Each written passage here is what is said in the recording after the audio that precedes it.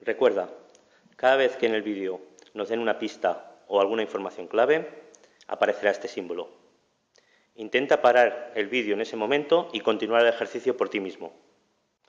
Y estate también atento a las interpretaciones de los resultados y a las conclusiones de los ejercicios. Cada vez que se hagan, aparecerá este otro símbolo. La ecuación x por el logaritmo de y más 2 por e elevado a y cuadrado más z dividido entre x menos x partido de z cuadrado igual a menos 1 define a z como función de x e y alrededor del punto 2, 1, menos 1. Calcular el vector gradiente de z en ese punto e interpretarlo.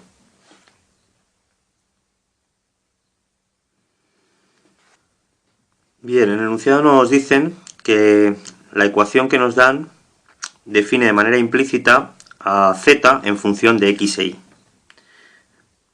Así pues, podemos pensar en z como una función de dos variables que son x e y.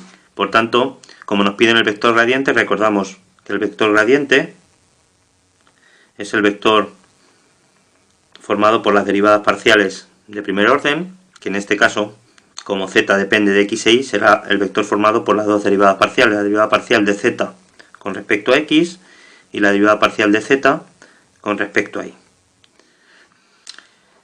Bien, antes de hacer las derivadas parciales, vamos a simplificar la ecuación que define implícitamente a z como función de x e y. Por ejemplo, para quitar los denominadores, podemos multiplicar a ambos lados de la igualdad por x y por z cuadrado. Lo que nos daría x cuadrado por el logaritmo de y por z cuadrado más 2 por e elevado a y cuadrado más z por z cuadrado menos x cuadrado igual a menos 1 por x y por z cuadrado, es decir, menos x z cuadrado.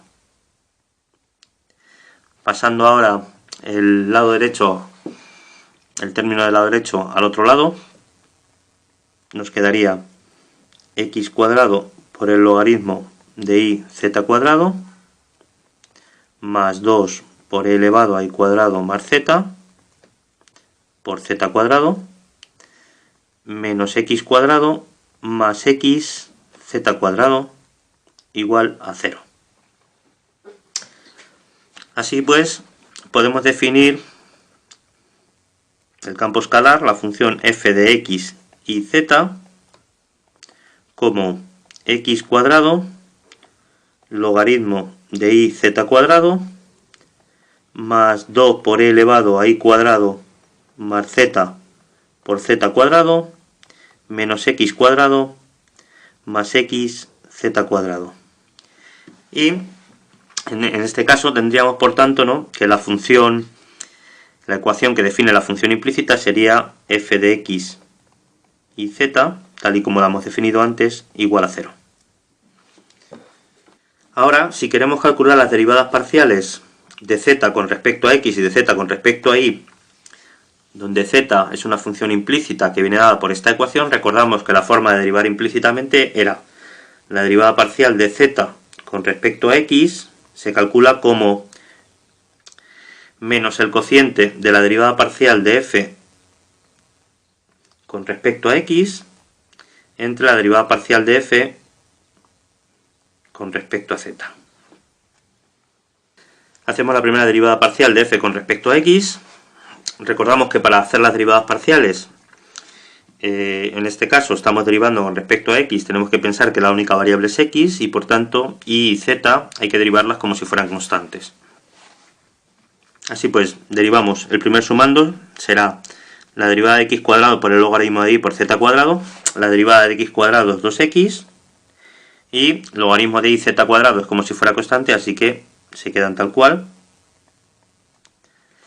La derivada del segundo término sería 2 por e elevado a y cuadrado más z por z cuadrado, que es una constante, es como si fuera constante, por tanto su derivada es 0. El tercer término es menos x cuadrado, su derivada es menos 2x.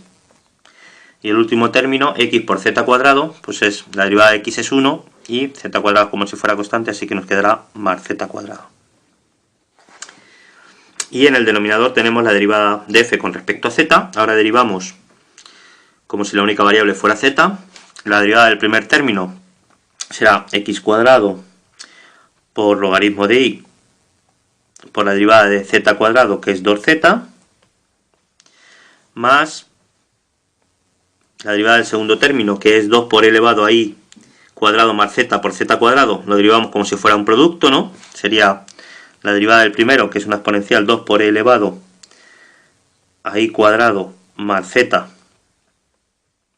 por el segundo sin derivar, que sería por z cuadrado, más el primero, 2 por e elevado a y cuadrado más z por la derivada del segundo, que sería 2z, más la derivada del tercer término, que es x cuadrado, como es una constante, es 0, y la derivada del último término sería la derivada de x por z cuadrado, que sería x por la derivada de z cuadrado, que es 2z. Como nos piden el gradiente en el punto 2, 1, menos 1, la derivada parcial de z con respecto a x en ese punto se obtiene sustituyendo x y z por 2, 1 y menos 1 respectivamente, lo que nos dará menos 2 por 2 por el logaritmo de 1 y por menos 1 al cuadrado, menos 2 por 2 más menos 1 al cuadrado. Y en el denominador 2 al cuadrado por el logaritmo de 1 por 2 por menos 1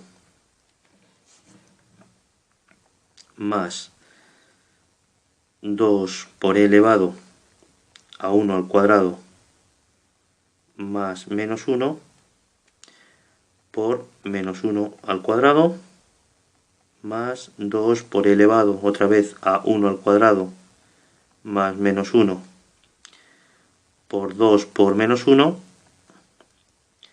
más 2 por 2 y por menos 1. Y simplificando llegamos a menos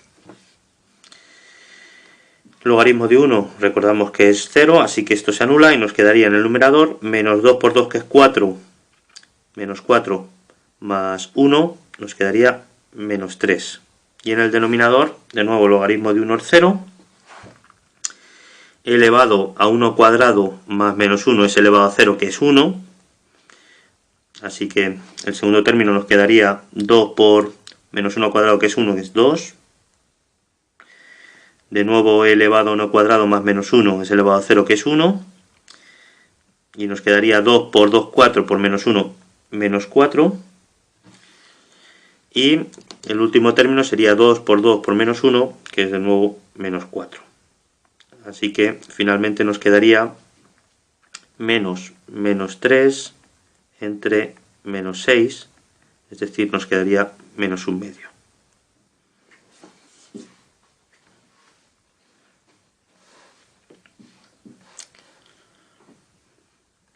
De igual modo, calculamos ahora la derivada parcial de z con respecto a y.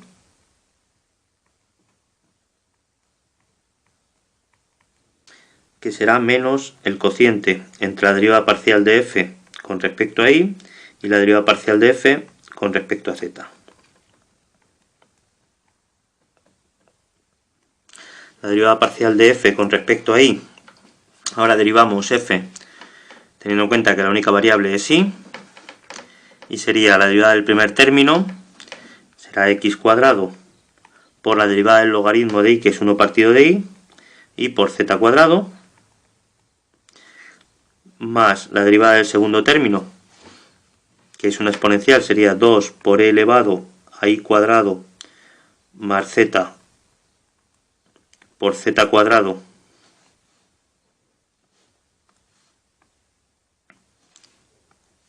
por la derivada del exponente, que sería 2y por z cuadrado.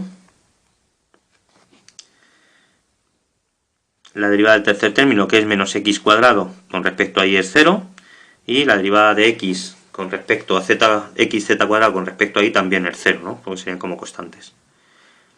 Así que esta sería la derivada parcial de f con respecto a y, y en el denominador volvemos a tener la derivada parcial de f con respecto a z, que ya la hemos calculado antes, y era x cuadrado por el logaritmo de y por 2z más 2 por e elevado a y cuadrado más z por z cuadrado más 2 por e elevado a y cuadrado más z por 2z más x por 2z.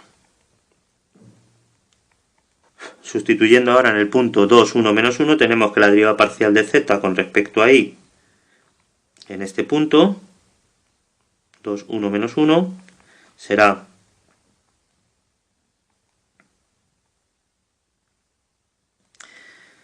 dos al cuadrado por 1 partido de 1 por menos 1 al cuadrado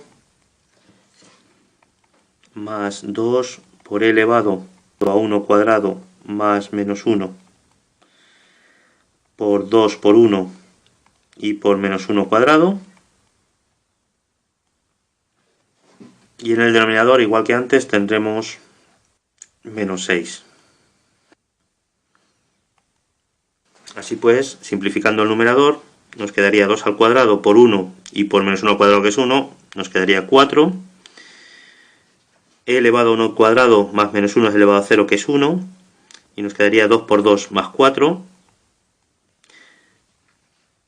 Y nos quedará, por tanto, 8 menos 8 entre menos 6, lo cual nos quedaría 4 tercios. Así pues, el gradiente de z en el punto 2, 1, menos 1 es el vector formado por las coordenadas menos 1 medio, que era la derivada parcial de z con respecto a x, y 4 tercios, que era la derivada parcial de z con respecto a y. Este vector indica la dirección de máximo crecimiento